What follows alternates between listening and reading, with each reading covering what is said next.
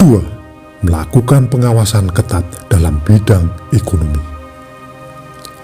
Jepang mengawasi secara ketat kegiatan ekonomi.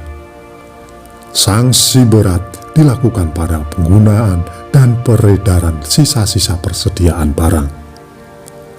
Pengawasan ketat dimaksudkan agar tidak terjadi meningkatnya harga barang.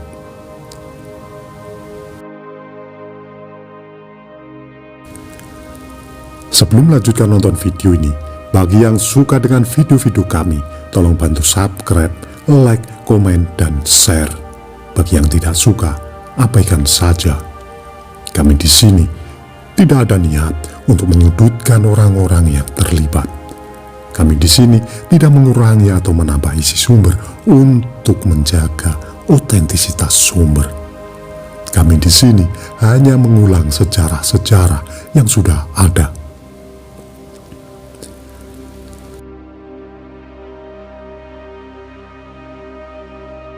Tiga, kebijakan memenuhi kebutuhan sendiri di satu wilayah. Agar tidak membebani keuangan pusat, Jepang menerapkan kebijakan memenuhi kebutuhan sendiri di satu wilayah. Dampak dari kebijakan ini adalah terputusnya hubungan ekonomi antar wilayah. 4 sektor wajib. Romusa, merosotnya harga pangan dan kelaparan. Lantaran terdesak memanasnya keadaan perang di tahun 1944, Jepang melalui Jawa Hokokai menginstruksikan kepada rakyat untuk menyerahkan bahan makanan sebanyak 30% untuk pemerintah, 30% untuk lumbung desa, dan 40% untuk hak miliknya. Akibatnya segala sektor menurun drastis. Kondisi diperparah dengan kewajiban kerja paksa Romusa bagi tenaga kerja usia produktif. Akibat adanya Romusa, banyak lahan pertanian terbengkalai yang menyebabkan efek berantai seperti kurangnya bahan pangan, munculnya wabah penyakit, hingga roda ekonomi benar-benar lumpuh.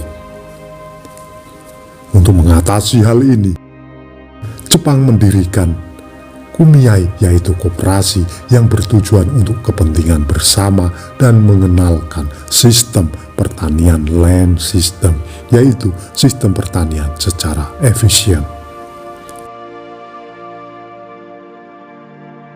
Namun nyatanya perekonomian rakyat tetap terpuruk. Munculnya sistem Romusa, selain perekonomian yang terpuruk akibat kebijakan ekonomi perang, Jepang mengarahkan tenaga kerja melalui Romusa juga berdampak negatif pada perkembangan sosial masyarakat Indonesia. Romusa dimobilisasi untuk membangun saran perang tidak hanya di Indonesia saja, melainkan di Burma, Muang Thai, Thailand, Vietnam, dan Malaysia. Selain Romusa, juga diterapkan Jugun Ianfu, yaitu merekrut para perempuan untuk dijadikan menghibur para tentara Jepang. Pendidikan. Selama pendudukan Jepang, kondisi pendidikan menurun drastis bila dibandingkan masa Hindia Belanda. Kegiatan perguruan tinggi juga sempat terhenti beberapa saat. Baru pada 1943, pendidikan perguruan tinggi mulai dibuka kembali. Para pelajar diberikan slogan Hoko Ichiu, yang berarti 8 penjuru dunia di bawah satu atap. Satu atap yang dimaksud adalah di bawah Kekaisaran Jepang. Ajaran Hoko Ichiu ditujukan kepada doktrin dari pihak Jepang.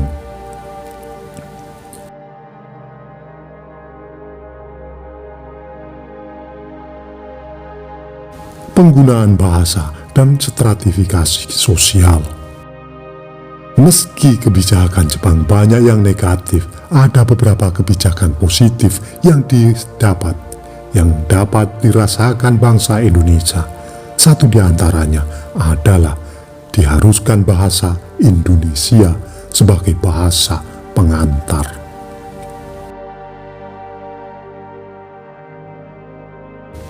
Selama masa penjajahan Jepang, bahasa Indonesia mengalami perkembangan yang pesat. Selain itu, terbentuk sistem stratifikasi baru dari masa Hindia Belanda, di mana pribumi menjadi golongan di atas bangsa Eropa dan Timur Asing.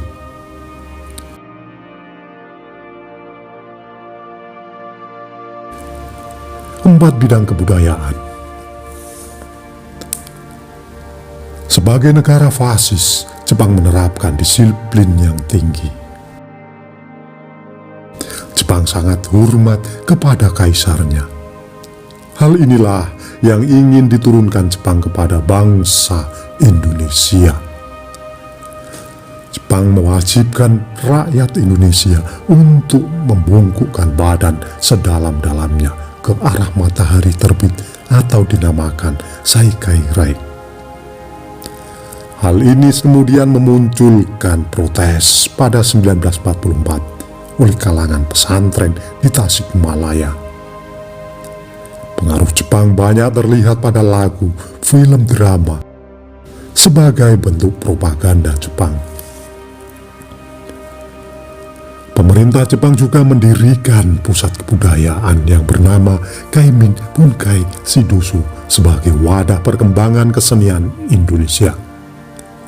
Namun, organisasi ini dimanfaatkan Jepang untuk mengawasi dan mengarahkan seniman agar karyanya tidak menyimpang dan melawan Jepang.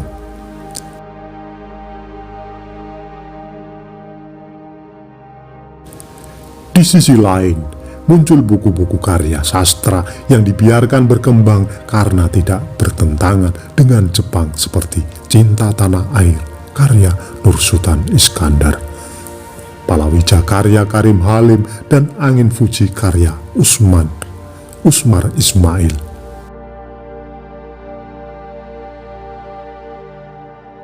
Sebaliknya, karya sastra yang bertentangan dengan Jepang dilarang dan penulisnya dimasukkan penjara seperti karya sastra Siap Sedia karya Khairil Anwar.